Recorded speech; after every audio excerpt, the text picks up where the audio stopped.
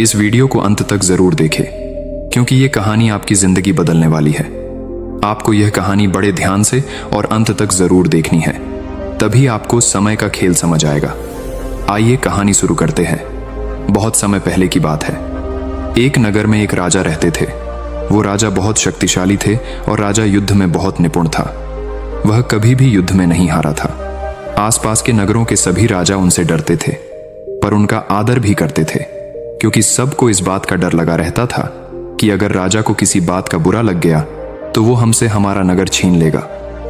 राजा अपने सभी कार्यों को समय पर पूरा करता था। उसके उठने से लेकर सोने तक की पूरी समय सारणी थी। वो किसी भी काम को बाद के लिए नहीं छोड़ता था। उसके सेवक भी इस बात का ध्यान रखते थे कि राजा का काम समय पर ही पूरा होना चाहिए। उस नगर की पूरी प्रजा राजा से बहुत प्रसन्न थी, क्योंकि राजा उनकी सभी समस्याएं साथ के साथ ही निपटा देता था, कभी भी कल पर नहीं टालता था। उस राजा का प्रशासन बहुत ही अच्छे से चल रहा था, क्योंकि वह राजा अपने सभी कर्तव्यों का पूरी तरह ईमानदारी के साथ पालन कर रहा था। उस राजा का सबसे बड़ा हथियार समय था। वह कभी भी समय का दुरुपयोग नहीं करता था। उसको समय की कीमत अच्छे से पता थी, इसीलिए वह अपने सभी कार्य समय पर ही पूरे कर लेता था। राजा को कभी तनाव नहीं होता था। उसे कभी किसी बात को लेकर चिंता नहीं होती थी कि मेरा यह कार्य रह गया, मैं इसे कब करूंगा। वो तो अपने सभी कार्यों को समय पर पूर्ण कर लिया करता था। उस राजा के पास सब कुछ था, धन दौलत आराम, सभी प्रकार की सुख सुविधाएं थीं। लेकिन राजा का कोई संतान नहीं था। कभी कभी राजा को इस बात का दुख होता कि उसका संतान क्यों नहीं है। वो संतान पाने के लिए मंदिरों में जाता, भगवान के आगे माथा टेकता, खूब दान पुण्य करता और कहता कि हे भगवान, मुझे एक संतान दे दो, ताकि मैं भी उसे अपनी तरह बनाऊं, जो मेरे जाने के बाद इस नगर की रक्षा करें, मेरी ही तरह वह वीर बने। और फिर राजा वापस अपने कार्यों में लग जाता। फिर एक दिन राजा को अपनी सेविका से पता चलता है कि रानी गर्भवती है। यह सुनकर राजा की खुशी का तो कोई ठिकाना नहीं था। उसने पूरे नगर में मिठाइयां बांटवाई, खूब दान किया, और कुछ समय बाद राजा को पुत्र पैदा हुआ, तो राजा ने उनका नाम युवराज रखा। राजा अपने पुत्र से बहुत स्नेह करता था। वह उसे बचपन से ही अच्छी अच्छी बातें सिखाता था। समय के साथ साथ उसका पुत्र भी बड़ा होने लगा। अब राजा को किसी चीज की कोई चिंता नहीं रही, क्योंकि अब राजा का पुत्र उसका कारोबार संभाल लेगा। लेकिन राजा जब भी उसे युद्ध नीतियां सिखाते थे, तो युवराज कुछ ना कुछ बहाना मारकर वहां से चला जाता। राजा उसे बहुत समझाता कि बेटा, ये सभी तुम्हारे जीवन में आगे तुम्हारे बहुत काम आएगी, तुम्हें इन्हें सीखना चाहिए। पर युवराज तो राजा की बात का कोई असर नहीं होता था। उस पर वह तो महल की सुख सुविधाओं का आनंद लेता। जब राजा उसे कुछ कहता तो वह हर बात को कल पर करने के लिए कह देता। राजा उसे कोई कार्य करने के लिए देते तो वह कहता कि पिताजी, मैं यह काम कल कर दूंगा। राजा जब भी उसे युद्ध कौशल सिखाने की बात करते तो उनसे कहता कि पिताजी, मैं कल सीखूंगा, कल करूंगा, कल करूंगा। करते करते वह युवराज साल का हो चुका था, लेकिन उन्होंने कभी युद्ध कौशल नहीं सीखा, ना ही उन्होंने कोई कार्य किया। समय कभी रुकता थोड़ी है, वह तो निरंतर चलता रहता है, और ना ही हमारा जीवन उगता है, वो भी निरंतर चलता ही रहता है। देखते ही देखते युवराज जवान हो गया और राजा बूढ़ा हो गया। तभी उसके नगर पर पड़ोसी नगर के राजा ने आक्रमण कर दिया। अब युवराज के सामने समस्या आ पड़ी कि अब वो उनसे युद्ध कैसे करेगा, क्योंकि उसने तो कभी युद्ध कौशल सीखा नहीं। अब उसे एहसास होने लगा कि अब मैं युद्ध कैसे करूंगा। यह सोचकर वह अपने पिताजी के पास गया, पर पिताजी भी क्या करते। राजा तो आप बूढ़ा हो चुका था। अब उसके शरीर में इतनी ऊर्जा नहीं रही कि वह रणभूमि में जाकर युद्ध लड़े। राजा ने अपने बेटे से कहा कि अगर तुम समय रहते ही युद्ध कौशल के बारे में सीख लेते तो आज यह नौबत नहीं आती। लेकिन अब हम कुछ ही नहीं कर सकते, हमें उनसे लड़ना ही पड़ेगा। इसके अलावा हमारे पास कोई रास्ता नहीं है, क्योंकि राजा कभी युद्ध से पीछे नहीं हटते, फिर चाहे परिणाम कैसा भी हो। इसके बाद राजा और युवराज अपनी सेना के साथ युद्ध के लिए निकल गए। मगर युवराज को तो युद्ध कौशल के बारे में कुछ भी पता नहीं था। उसे तो ठीक से तलवार चलानी भी नहीं आती थी, और राजा बूढ़ा था तो उसके शरीर में इतनी शक्ति नहीं थी कि वो ठीक तरह से युद्ध कर सके। जिसका परिणाम यह हुआ कि राजा युद्ध में मारा गया और युवराज भी बुरी तरह घायल हो गया। पड़ोसी नगर के राजा ने उनका नगर उनसे छीन लिया, जैसे तैसे करके युवराज अपनी जान बचाकर वहां से निकल आया। वह युवराज वहां से जंगल में पहुंच गया। उसका सब कुछ नष्ट हो चुका था। अब उसे अपने पिताजी की कई सारी बातें याद आ रही थीं, लेकिन अब उनको याद करके क्या फायदा। जब युवराज को खाने के लिए कुछ नहीं मिला तो उसने जंगली फल खाकर अपना पेट भरा। तब उसे भोजन की याद आने लगी जो वह महल में बैठकर बड़ी तसल्ली से खाया करता था। अब उसकी हालत ऐसी हो गई थी, काश उसने समय रहते अपने पिताजी से युद्ध कौशल सीख लिया होता तो आज उसे अपना सब कुछ गंवाना नहीं पड़ता। पर अब तो समय जा चुका है, अब मैं कुछ नहीं कर सकता। यह कहकर वो युवराज जंगल में जोर जोर से रोने लगा। तभी उसके रोने की आवाज उस जंगल में ही रहने वाले एक बौद्ध भिक्षु ने सुन ली। वो बौद्ध भिक्षु युवराज के रोने की आवाज सुनकर उसके पास आए और उससे बोले कि क्या हुआ बालक, तुम इस जंगल में क्यों रो रहे हो? तुम तो एक राजकुमार प्रतीत होते हो, फिर इस जंगल में क्या कर रहे हो? युवराज बोला, कहाँ का राजकुमार? मैं तो राजकुमार था पर अब नहीं हूं। मेरा सब कुछ लूट गया, अब मेरे पास कुछ भी नहीं है। मैंने अपने समय को बर्बाद किया और समय ने फिर जाकर मुझे बर्बाद कर दिया। अब मैं क्या करूं? मुझे कुछ भी समझ नहीं आ रहा है। युवराज की पूरी बात ध्यान से सुनते हैं और फिर युवराज से कहते हैं, अगर तुम चाहो तो अपना सब कुछ अभी भी हासिल कर सकते हो। यह सुनकर युवराज बोला कि कैसे महाराज, क्या आप मुझे बता सकते हो कि मैं ऐसा क्या करूं जिससे मैं अपना सब कुछ हासिल कर सकूं? तब बौद्ध भिक्षु बोलते हैं कि तुमने पहले समय को बहुत ही बर्बाद किया है, इसीलिए जो समय जा चुका है हम उसे तो वापस नहीं ला सकते। पर अब जो हमारे पास समय बचा है, अगर तुम उसका सही उपयोग करो तो तुम वापस अपने जीवन में सब कुछ हासिल कर सकते हो। यह सुनकर युवराज बोला, तो महाराज मुझे क्या करना होगा? बौद्ध भिक्षु बोले, तुम अपने जीवन में हमेशा याद रखना, अपने जीवन में उपयोग में लाना। तो अब मेरी बातों को ध्यान से सुनो। सबसे पहले तो तुम्हें समय के महत्व के बारे में जानना होगा।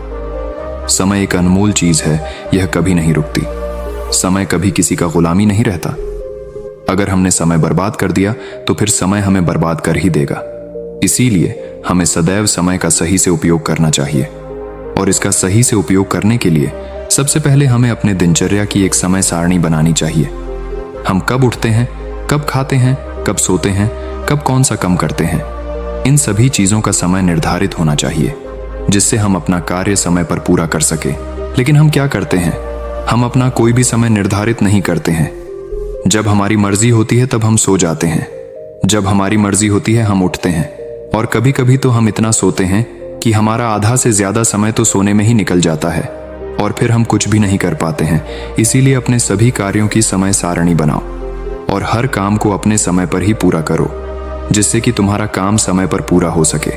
और जब हमारा काम पूरा नहीं होता तो हमें तनाव होने लगता है कि अब हम इस काम को कैसे करेंगे, हमारे पास तो अब समय नहीं बचा, जिससे आपका वो काम बिगड़ सकता है।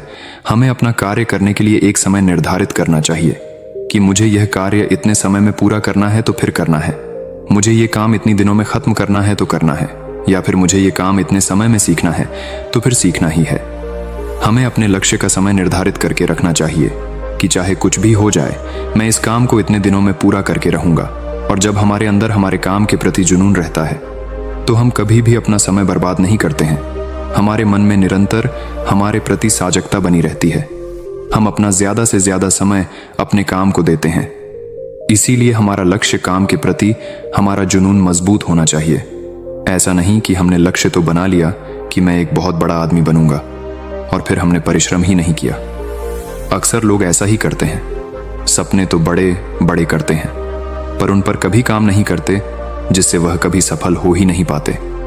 हमें कभी भी अपने कार्य को कल पर नहीं टालना चाहिए, क्योंकि हमारा कल तो कभी आता ही नहीं है।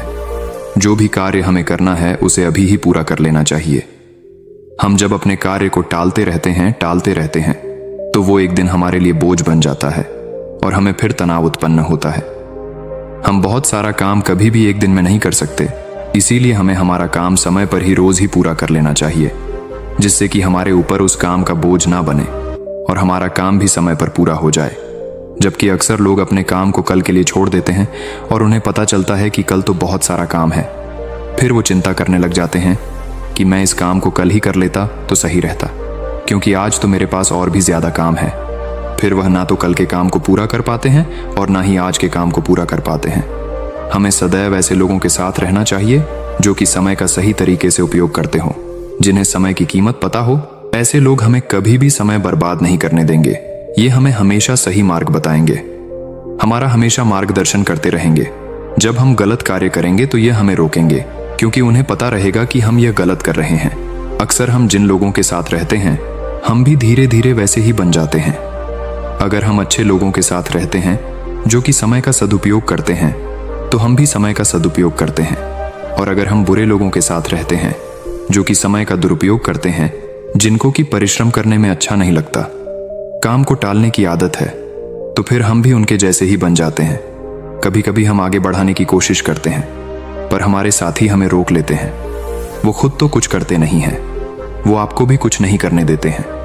इसीलिए ऐसे लोगों से दूर रहे जो कि समय का दुरुपयोग करते हैं। सदैव अच्छे लोगों के साथ रहे। कभी कभी हम अपना कार्य समय से पहले पूरा कर लेते हैं, तो बाकी बचे समय को हमें बर्बाद नहीं करना चाहिए, बल्कि बचे हुए समय का हमें उपयोग करना चाहिए, क्योंकि हमारे लिए हर पल बहुत कीमती है। जब हमारे पास अगर समय बचे तो हमें उस समय में अन्य काम कर लेने चाहिए। जैसे हम उस खाली समय में योग कर सकते हैं, ध्यान कर सकते हैं, जिससे हमारे शरीर में ताजगी और स्फूर्ति आती है और हमारा समय भी बर्बाद नहीं होता। कुछ लोग समय से ज्यादा धन को महत्व देते हैं, जबकि यह भूल जाते हैं कि समय से कीमती इस कायनात में कुछ भी नहीं। यह समय ही तो है जो हमें धन, समृद्धि और खुशी देता है। समय को कोई भी मनुष्य खरीद या फिर भेज नहीं सकता। कुछ लोग तो अपने जीवन का सही मतलब भी नहीं समझ पाते हैं कि आखिर उन्हें अपने जीवन में करना क्या है।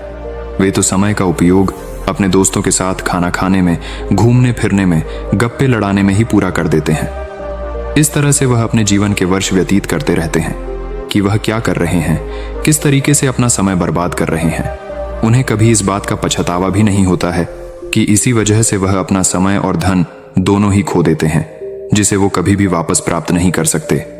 लोग ये भूल जाते हैं कि उनके पास सीमित समय है। वो तो हमेशा इसी भ्रम में रहते हैं कि अभी तो उनके पास बहुत समय है, जबकि समय ऐसी चीज है जो कभी नहीं रुकता। समय चाहे तो आपको 1 सेकंड में राजा और 1 सेकंड में भिखारी बना सकता है। अगर तुमने समय का सही तरीके से उपयोग किया तो तुम भिखारी से राजा भी बन सकते हो, और अगर तुमने समय का सही उपयोग नहीं किया तो तुम राजा से भिखारी भी बन जाओगे। हमारे सभी के पास बराबर समय होता है। सभी को एक दिन के 24 घंटे मिलते हैं, तो फिर कोई सफल तो कोई असफल क्यों होता है? सफल लोग कोई अलग काम नहीं करते, बस वो उसे काम को अलग तरीके से करते हैं। वे लोग अपने समय के प्रत्येक क्षण को जरूरी कामों में लगाते हैं, जिससे वह सफल हो जाते हैं, और असफल लोग समय के प्रत्येक क्षण को बर्बाद करते रहते हैं, कभी सोने में, कभी घूमने में, कभी गप्पे लड़ाने में, जिससे वो कभी सफल हो ही नहीं पाते हैं। इसीलिए अपने जीवन के प्रत्येक क्षण को जरूरी कामों में खर्च करें। फिर बौद्ध भिक्षु युवराज से कहते हैं कि राजकुमार, मेरी एक बात हमेशा याद रखना, समय एक अमूल्य धन है। समय की अहमियत ही हमें जिंदगी में सफल बनाती है। अगर समय एक बार चला गया तो वो कभी भी लौटकर तुम्हारे पास नहीं आएगा। इस पूरी पृथ्वी पर समय से अधिक मूल्यवान कुछ भी नहीं है, ना पैसा ना ताकत, क्योंकि जब तुम्हारा समय साथ नहीं देता है तो तुम्हारा पैसा और तुम्हारी ताकत भी तुम्हारे किसी काम की नहीं। हम खोई हुई दौलत वापस पा सकते हैं, भूली हुई विद्या फिर से याद कर सकते हैं, अपने बिगड़े स्वास्थ्य को फिर से ठीक कर सकते हैं, लेकिन जो समय गया बस वो गया, उसको वापस नहीं ला सकते। अगर हम समय को बर्बाद करेंगे तो समय हमें बर्बाद कर देगा। इसीलिए सदैव समय का सही तरीके से उपयोग करना चाहिए। ये वीडियो आपको कैसा लगा कमेंट बॉक्स में जरूर बताएं। ऐसी कहानियों के लिए मेरे चैनल को सब्सक्राइब करें। धन्यवाद।